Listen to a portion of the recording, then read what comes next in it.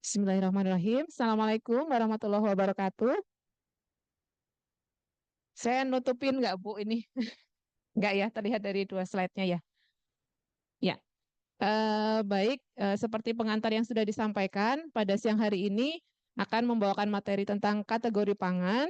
Ini masih berhubungan dengan apa yang menjadi tema besar pada hari ini. Jadi tentang bahan pangan, kategori pangan, dan pangan untuk keperluan gizi khusus, di mana pada sesi pertama tadi bahwa pangan itu harus memenuhi standar keamanan, mutu, dan gizi pangan. Nah ini yang tadi sesi keamanan pangan tadi dipaparkan tentang bahan tambahan pangan. Kemudian pada siang hari ini saya akan sampaikan khususnya terkait mutunya ya, mutu pangan olahan. Baik, saya mulai ya Bapak Ibu.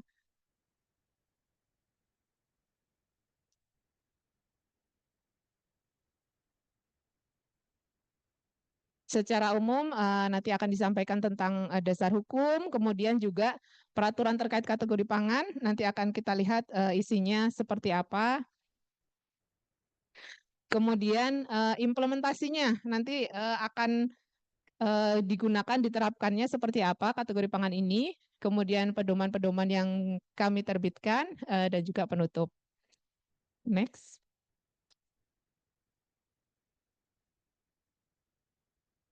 Baik, Bapak Ibu, ini sedikit juga mengulang sih yang sudah disampaikan pagi tadi dengan Ibu Deksa, bahwa sesuai dengan Undang-Undang Pangan, eh, pengawasan keamanan pangan, lingkup penyelenggaraan pangan olahan itu diantaranya mencakup pemenuhan jaminan dan mutu pangan. Nah ini concern saya pada siang hari ini bahwa mutu pangan ini menjadi hal yang harus dipenuhi karena merupakan jaminan ya, jaminan dari si pangan itu dari sisi mutu begitu. Nah Badan POM sendiri diberi amanah untuk melakukan pengawasan di bidang mutu, gizi, dan pangan olahan ini juga termasuk label dan iklan pangan sesuai dengan undang-undang pangan tersebut. Kemudian dari peraturan pemerintah nomor 86 tahun 2019 tentang keamanan pangan bahwa standar mutu pangan itu meliputi kriteria seperti organoleptiknya ya, jadi bau, rasa, warna seperti itu, kemudian juga fisiknya, bentuk fisiknya apakah misalnya dia serbuk, cair dan seterusnya. Kemudian komposisi ini pun menjadi kriteria mutu ya. Kemudian juga kandungan gizi pangannya. Nanti akan kita lihat lebih lanjut bentuknya seperti apa sih di peraturan. Nah, masih tentang PP 86 di sini standar mutu pangan itu oh ini. Iya, standar mutu pangan itu bisa ditetapkan melalui penerbitan SNI ya, Standar Nasional Indonesia, yang bisa diterbitkan oleh misalnya Kementerian Perindustrian, Kementerian Pertanian, Kelautan dan Perikanan, dan juga Badan POM. Kalau misalnya ada juga dalam klausul dalam pasal tersebut, dalam hal pangan itu punya tingkat risiko keamanan pangan yang tinggi, maka Badan POM juga berwenang untuk menetapkan suatu standar seperti itu. Nah, dari persyaratan mutu pangan sendiri, pemerintah itu berwenang menetapkan standar mutu pangan seperti yang saya sampaikan tadi, SNI gitu ya, Standar Nasional Indonesia. Nah, Badan POM juga menerbitkan peraturan tentang kategori pangan melalui peraturan Badan POM. Nah, ini sebenarnya statusnya bagaimana nih? Ada SNI, kemudian juga ada peraturan Badan POM. Nah, Bapak Ibu sekalian, jadi untuk memenuhi persyaratan mutu pangan yang beredar ditetapkan oleh Badan POM yang kategori pangan itu sifatnya mandatori, artinya wajib dipenuhi. Sementara kalau SNI Standar Nasional Indonesia ini bersifat pada dasarnya bersifat sukarela atau voluntary, tapi nanti ada lebih lanjut memang SNI tertentu yang ditetapkan secara wajib, jadi mengikat dan itu harus dipenuhi. Tapi pada dasarnya SNI itu sifatnya sukarela, kecuali memang sudah ditetapkan sifatnya wajib. Contoh SNI yang bersifat wajib saat ini kan ada gula kristal rafinasi, gula kristal putih, kemudian apalagi nih, kakao bubuk, kemudian garam beriodium, seperti itu. Itu contoh-contohnya. Jadi itu wajib dipenuhi sesuai persyaratan SNI. Tapi misalnya ada produk lain seperti produk bakery, misalnya biskuit. Nah, biskuit ini ada SNI-nya, SNI biskuit. Namun karena belum ditetapkan secara wajib, jadi tidak wajib mengikuti SNI, namun harus mengikuti ketentuan sebagaimana diatur di Peraturan BPOM tentang kategori pangan. Nah, ini yang saya sebutkan tadi, Peraturan Badan POM tentang kategori pangan yang saat ini berlaku adalah Peraturan Nomor 13 Tahun 2023 tentang kategori pangan. Nah, ini keluar di pretest ya, Ibu-ibu. Nanti diingat-ingat nanti untuk post-testnya barangkali keluar lagi ya. Nah, ini merupakan revisi peraturan ini. Kita cukup beberapa kali sih melakukan revisi karena memang kami juga upaya kami untuk mengikuti perkembangan teknologi maupun inovasi yang sangat cepat ya. Kita akui khususnya di Indonesia ini perkembangannya sangat pesat. Jadi pada dasarnya untuk pangan yang dibuat di dalam negeri ataupun dari luar negeri yang diperdagangkan dalam kemasan eceran untuk diperdagangkan harus memenuhi ketentuan tentang kategori pangan. Nah, ini peraturannya dan kenapa itu menjadi harus diatur? Karena terkait dengan ketentuan lainnya akan kita lihat kemudian.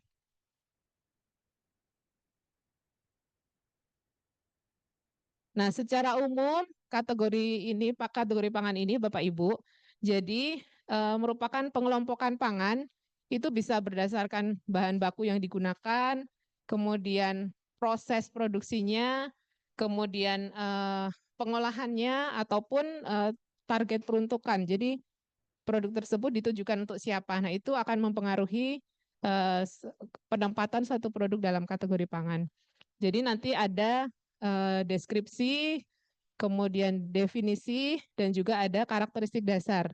Nanti di dalam peraturan ini yang harus kita pahami, yang dimaksud deskripsi itu apa, definisi itu apa, dan karakteristik dasar itu apa. Mungkin nanti lebih enak lihat ininya ya, penggambarannya di dalam slide. Macet lagi. Iya.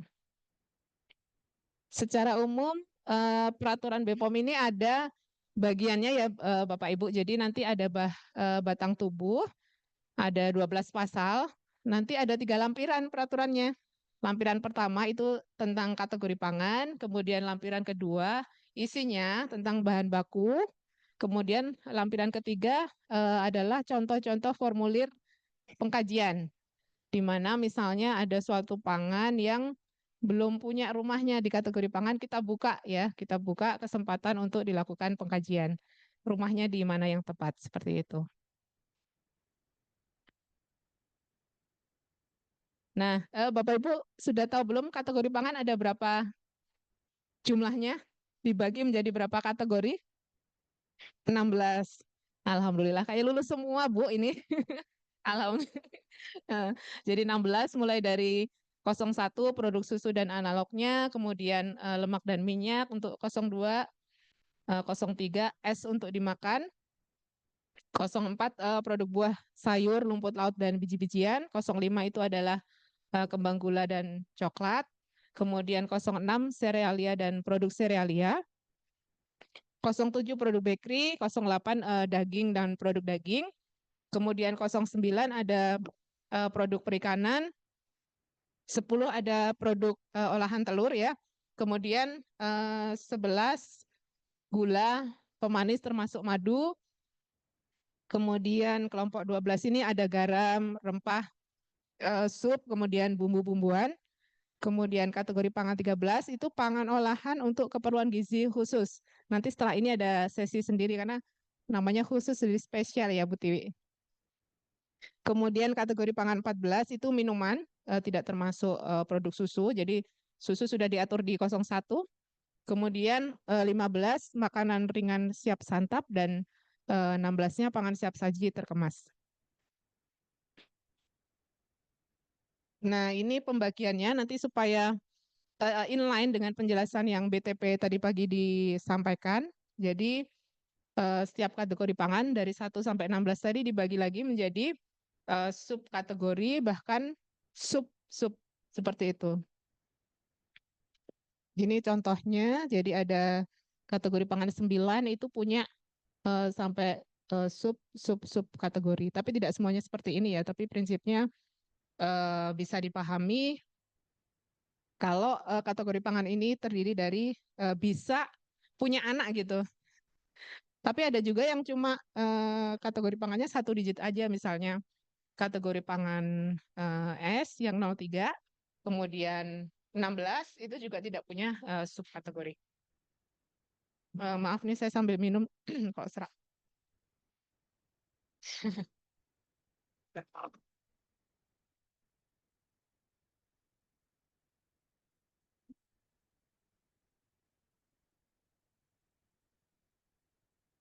Oke, maaf tadi suaranya nggak enak. Nah, ini ya Bapak Ibu subkategori nanti akan sangat membantu ketika Bapak Ibu nanti akan mencari batas maksimal bahan tambahan pangan atau misalnya ketentuan keamanan pangan yang lain. Ya. Nah, ini prinsipnya Bapak Ibu. Jadi nanti di dalam peraturan akan ketemu seperti ini. Jadi nanti ada penjelasan. Di sini contohnya es krim susu. Es krim susu itu masuk kategori berapa ya, gitu kan? Nah, ini di dalam peraturan nanti akan terlihat 01.7 makanan pencuci mulut berbahan dasar susu. Nah, itu namanya kategori ataupun subkategori. Nah, yang disebut dengan deskripsi itu adalah penjelasan dari kategori pangan tersebut. Jadi untuk menjelaskan lingkupnya, misalnya makanan pencuci mulut berbahan dasar susu ini meliputi juga bahan isian berbasis susu, yogurt berperisa dan lain-lain. Ini untuk catatan saja deskripsi kategori tersebut. Kemudian ada lagi nama jenis pangan. Nah, ini dalam peraturan ditandai dengan yang bergaris bawah ya. Kalau yang disebut nama jenis pangan, ini ada es krim susu. Nanti di dalam kategori 01.7, kalau Bapak Ibu search ke peraturan, nanti akan ada banyak. Misalnya yogurt berperisa, dan lain-lain. Kemudian es krim susu ini punya definisi yang harus dipenuhi. Dan juga karakteristik dasar.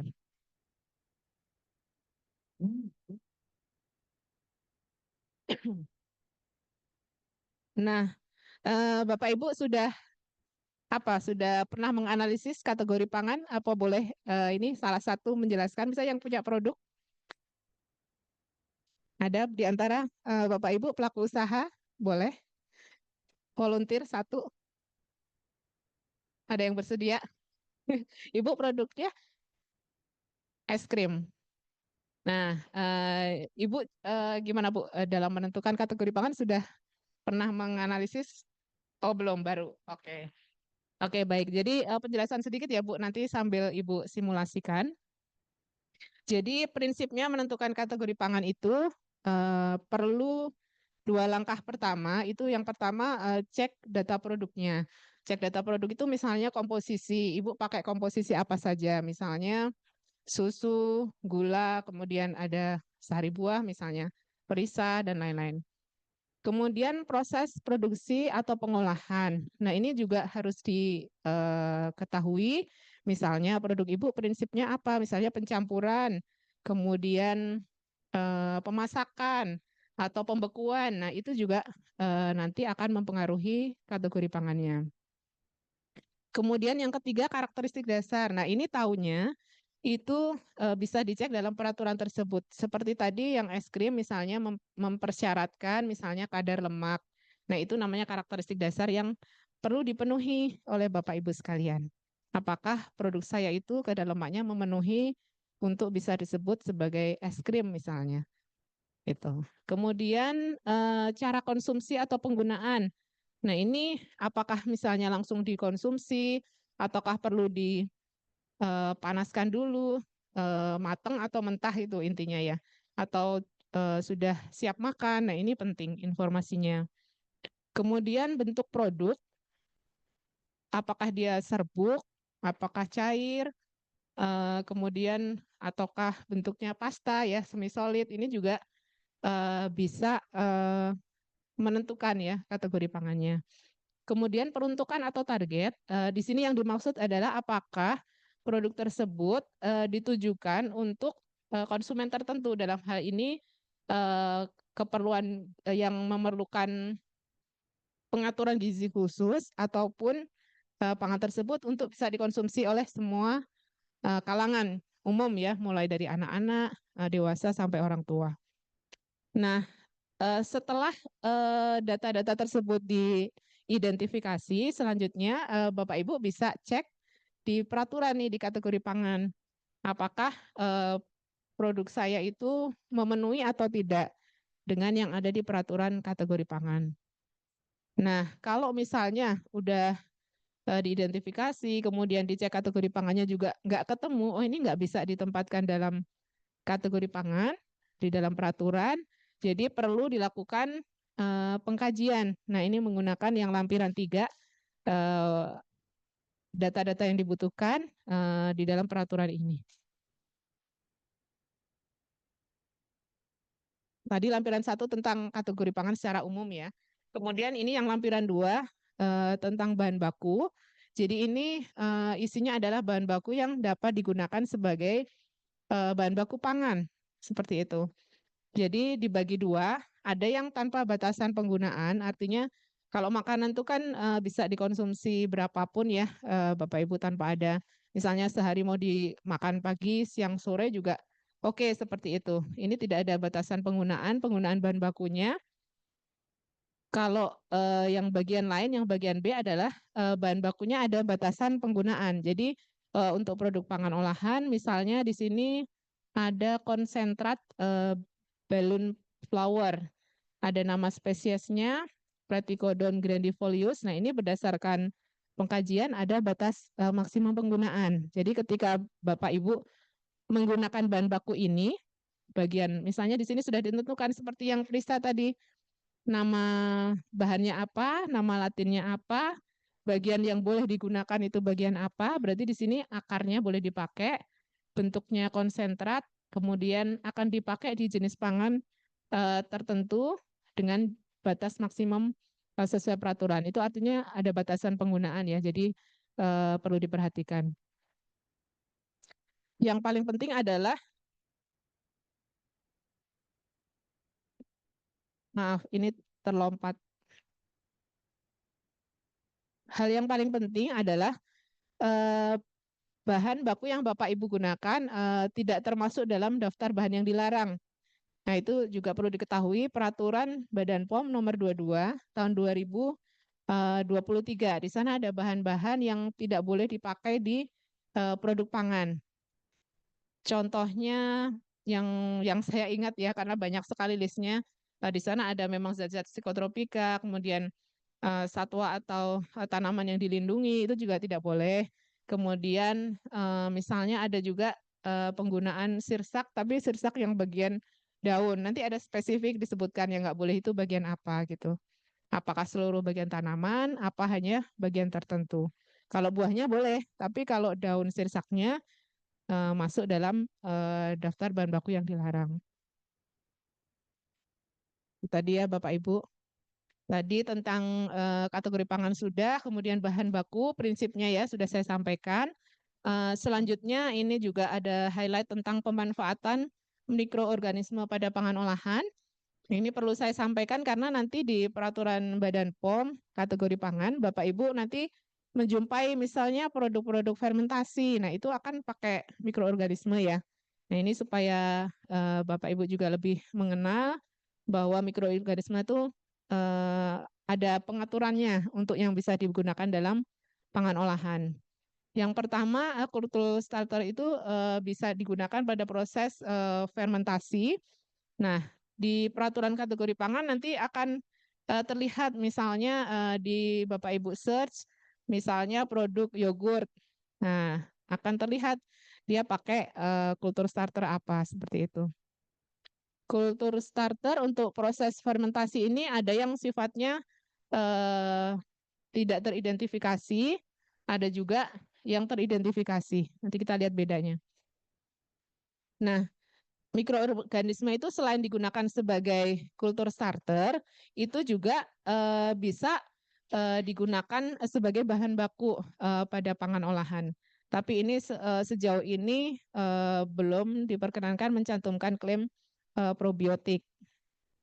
Kalau ingin mencantumkan perlu dikaji secara khusus ya, case by case seperti itu. Sampai sejauh ini belum ada yang mencantumkan klaim probiotik untuk produk pangan.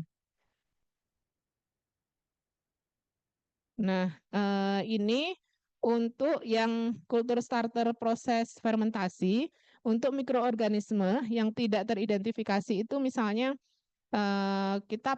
kita bikin tape singkong kan pakai ragi tape ya, kan itu nggak ada identifikasi khusus itu nama mikroorganismenya apa gitu ya. Jadi itu termasuk yang dimaksud dengan tidak teridentifikasi.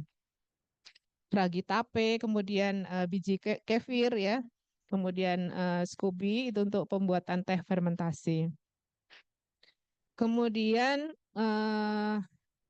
kalau menggunakan mikroorganisme yang teridentifikasi, itu maksudnya sudah jelas starternya bakterinya apa gitu. Misalnya pada pembuatan lagi-lagi yogurt ya yang mudah diingat gitu ya, produknya banyak. Misalnya dia pakai kultur starternya Lactobacillus bulgaricus misalnya. Itu nanti ditulis di dalam komposisi gitu karena merupakan digunakan sebagai proses fermentasi. Nah, ini untuk yang penambahan mikroorganisme sebagai bahan baku. Ini jenis-jenis mikroorganismenya apa sudah ada di dalam peraturan surat keputusan ya Badan POM nomor 38 tahun 2023. Ada 16 jenis mikroorganisme. Lanjut. Untuk penambahan mikroorganisme yang sebagai bahan baku, jadi ditambahkan begitu ya, itu persyaratannya sebenarnya bisa digunakan pada seluruh pangan olahan, kecuali kategori pangan 13 ya, pangan olahan untuk keperluan gizi khusus, itu tidak diperkenankan. Kemudian untuk jenis mikroorganisme yang digunakan pada pangan olahan itu bisa bentuknya tunggal maupun kombinasi dari jenis-jenis mikroorganisme yang udah dibolehkan tadi. Kalau misalnya ini ditambahkan sebagai bahan baku, nanti ada persyaratan bahwa produk akhirnya sampai misalnya akhir masa simpannya berakhir, itu total mikroorganismenya paling sedikit 1 kali 10 pangkat 6 CFU per gram atau 1 kali 10 pangkat 6 CFU per mili tergantung produknya. Itu persyaratannya. Kemudian hasil itu jumlah mikroorganisme tadi sesuai persyaratan 1 kali 10 pangkat 6 itu tadi ditunjukkan ya dengan bukti hasil analisis pada produk akhir di akhir masa simpan yang sesuai dengan petunjuk penyimpanan. Jadi untuk memastikan persyaratan tersebut terpenuhi.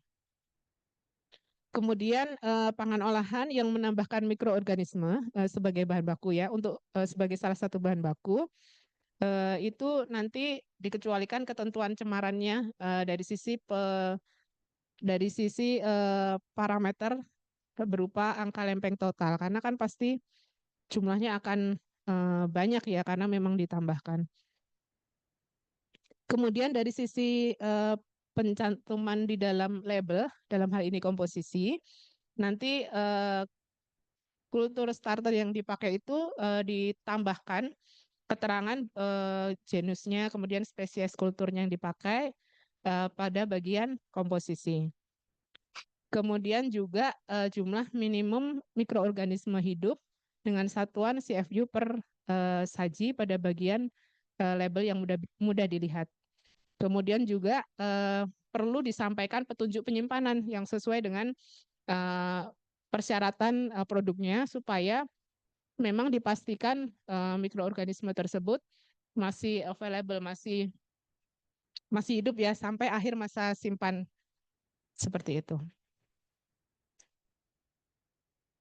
Nah, tadi sekilas tentang kategori pangan, kemudian bahan baku.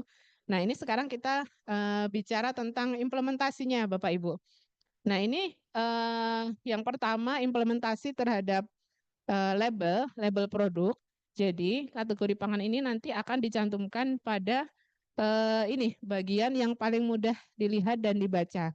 Tergantung produk Bapak Ibu. Misalnya di sini ada minuman sari buah. Nah, ini namanya nama jenis itu diletakkan pada bagian utama ya, bagian yang paling mudah dilihat dan dibaca. Ini ada dua contoh, misalnya minuman sari buah, kemudian kakao bubuk. Nah, ini semuanya adalah nama jenis yang bisa Bapak Ibu temukan di peraturan kategori pangan. Selanjutnya ini ada banyak implementasinya. Nah, ini tadi yang sudah disampaikan Bu Erlin tadi pagi, bagaimana kategori pangan ini akan mempengaruhi ya, menentukan batas maksimal BTP yang dipakai. Nah, ini pada bagian kiri lampiran tersebut nanti akan terlihat nomor kategori pangannya. Itulah pentingnya Bapak Ibu mengenali produknya termasuk kategori pangan yang mana. Misalnya ini ada buah dalam cuka, kategori pangannya 04123. Di situ ada batas maksimal dihitung sebagai residu SO2, kemudian nanti bisa dilihat pengawetnya apa yang bisa digunakan. Seperti yang pertanyaan tadi pagi ya, Pak siapa tadi, Pak Iwan ya. Implementasi lain ini di bagian penetapan cemaran logam berat. Nah, ini kan kriteria-kriteria keamanan pangan, BTP itu menjadi salah satunya, namun masih ada juga ketentuan tentang cemaran. Nah, ini cemaran logam berat pun Bapak Ibu juga harus mengenali produknya termasuk kategorinya apa. Nanti akan menentukan batas maksimal cemaran logamnya. Lanjut, selain cemaran logam, ada juga penetapan cemaran mikroba. Ini juga berdasarkan kategori pangan. Jadi misalnya ada susu kental manis misalnya, itu kategorinya kan masuk di susu kental 131. Itu ada persyaratan batas maksimum mikroba yang ditentukan sesuai peraturan nomor 13 tahun 2019.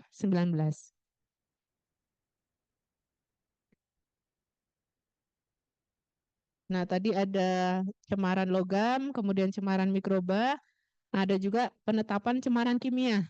Ini contohnya aflatoksin, ya banyak ya di bumbu kacang ya yang berbasis kacang. Kemudian ada 3-MCPD. Nah, ini contoh-contoh saja sih di antaranya cemaran kimia yang perlu ada concern batas maksimum yang diizinkan di dalam pangan-pangan tersebut.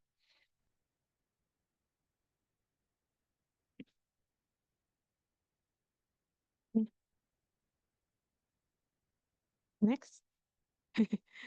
Ya. Nah, selain tadi menentukan parameter keamanan pangan, juga menentukan nanti di dalam implementasinya dalam ketentuan informasi nilai gizi. Bapak Ibu tentu ingat ya di dalam pencantuman informasi nilai gizi pada label itu ada takaran sajinya, itu juga bisa ditentukan berdasarkan kategori pangannya, ada ketentuan takaran sajinya. Dan juga bagi UMKM pada peraturan tentang informasi nilai gizi yang dicantumkan pada produk-produk UMKM, itu kan sudah ada ya Bapak Ibu. Bentar. Ini harusnya satu lagi nih keluar. Saya ya harus mendekat ke sini aja.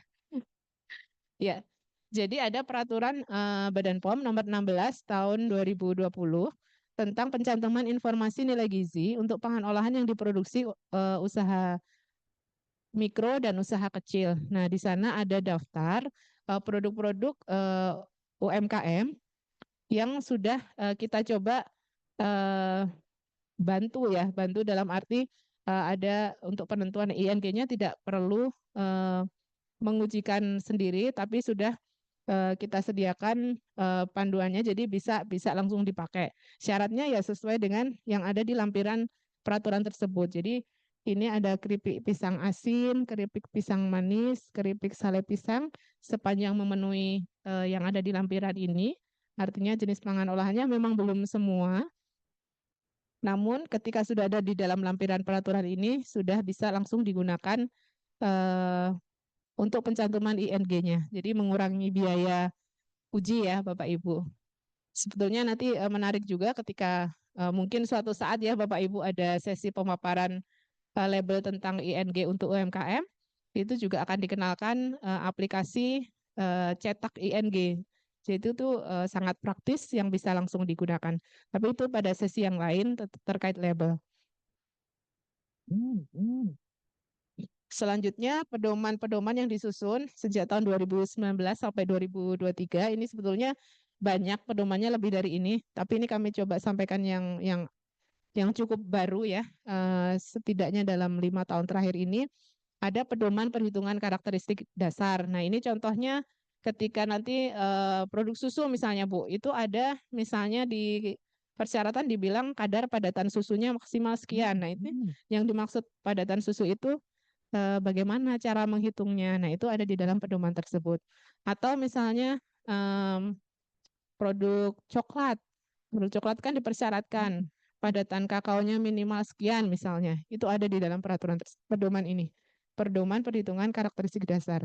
Kemudian ada pedoman spesifikasi dan penggunaan bahan dasar permen karet. Nah, ini contohnya bahan-bahan yang bahan baku utamanya itu seperti gambes ya kalau di dalam permen karet ini ada spesifikasi yang perlu dipenuhi.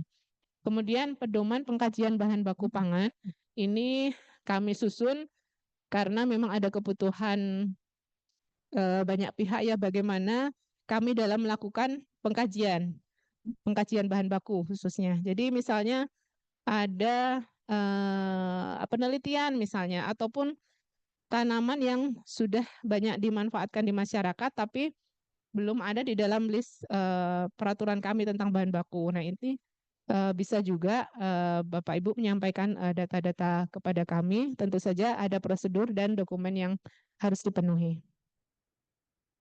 Kemudian yang tahun 2023 oh ya, ini ada juga pedoman pangan siap saji terkemas. Ini kategori pangan 16, Bapak Ibu tentu sekarang ini eranya serba cepat, praktis, pasti banyak ketemu produk ini di supermarket misalnya untuk pangan yang nasi dengan kelengkapan lauknya yang udah tinggal menghangatkan.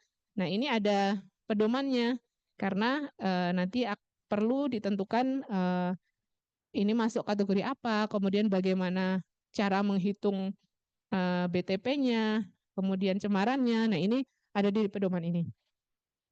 Kemudian juga ada pedoman cara pengolahan dan penanganan pangan olahan beku yang baik.